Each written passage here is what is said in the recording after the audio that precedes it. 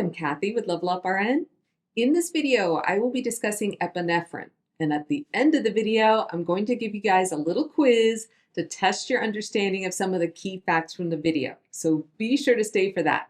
And if you have our Level Up RN Pharmacology flashcards, go ahead and pull out your flashcard on epinephrine so you can follow along with me. Epinephrine is an adrenergic agonist, a vasopressor, and bronchodilator that is used in the treatment of medical emergencies.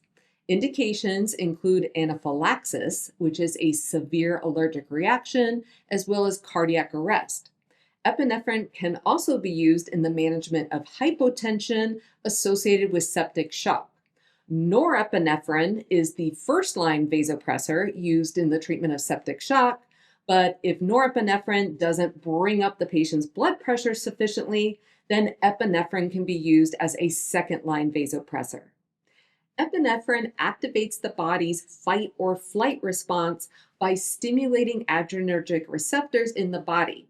Stimulation of alpha-1 receptors leads to vasoconstriction of the blood vessels, which in turn increases the patient's blood pressure.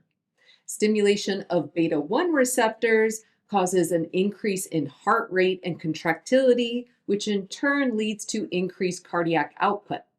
And then stimulation of beta-2 receptors causes bronchodilation, or widening of the airways, which is crucial when you're treating a patient for anaphylaxis.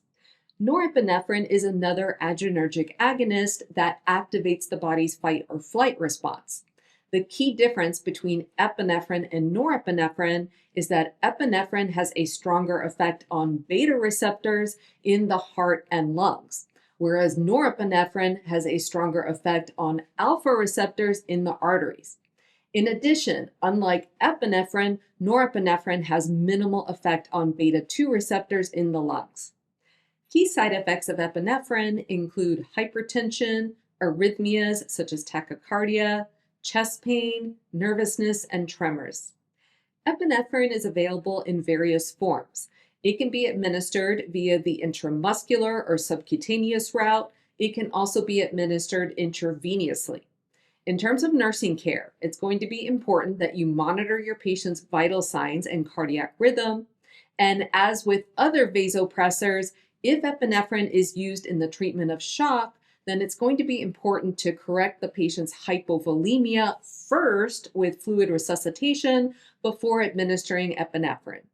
All right, it's quiz time, and I have 3 questions for you, including 2 select all that apply questions. Question 1. Epinephrine is commonly used to treat which of the following conditions? Select all that apply. A, hypertensive crisis. B, anaphylaxis. C, cardiac arrest. And D, severe hypotension. The answers are B, C, and D. Epinephrine causes an increase in blood pressure, which would make a hypertensive crisis worse. Question number 2. Which of the following are common side effects of epinephrine? Select all that apply. A, hypertension. B, hypotension. C, tachycardia. And D, bradycardia. The answers are A and C. Epinephrine commonly causes tachycardia and hypertension.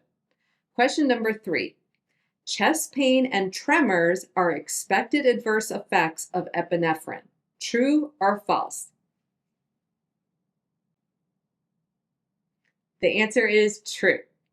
All right, that's it for this video. I hope it was helpful. If so, be sure to hit that like button. Take care and good luck with studying. We invite you to subscribe to our channel and share a link with your classmates and friends in nursing school.